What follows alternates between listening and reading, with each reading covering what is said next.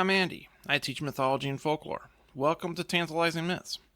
Today I'm kicking off a new series where I talk about good sources for mythology.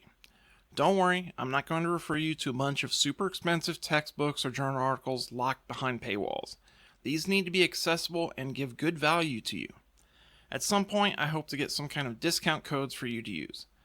Now, to the main event. This is the book I require all of my mythology students to get right away. Parallel Myths by J.F. Bierlein. This book is a great introduction to mythology.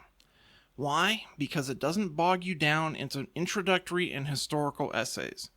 Most of this book is the myths. Yes, there are some contextual bits, which are great, but the book gets you to the myths pretty quickly, which has always been my approach anyway. This is a book that spans the world, which is the first part of its value. The best part of Parallel Myths is in how it organizes the stories. Most mythology books that cover multiple cultures, usually textbooks, do so by culture or geographic region. This is fine for giving you immersive chunks of one specific area, allowing for a relative deep dive of a given culture. But that is not the scheme of this book. Instead, Parallel Myths organize them by the type of myth.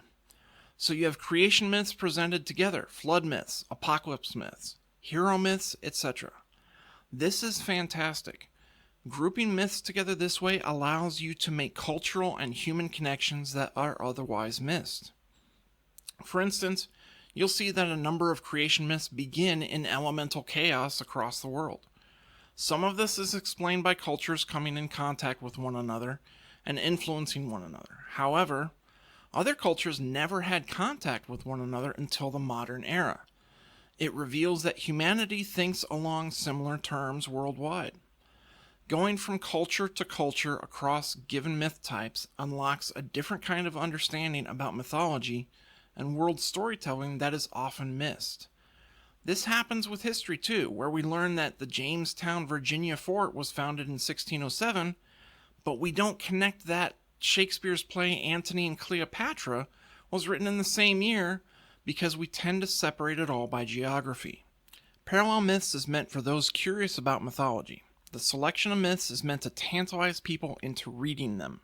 It's an excellent survey of cultures around the world that illustrates that we have more in common with people than we thought. Also, it doesn't come with the price tag of scholastic and peer-reviewed textbooks, which I always found off-putting. For those who are new to mythology, I can't recommend this book enough.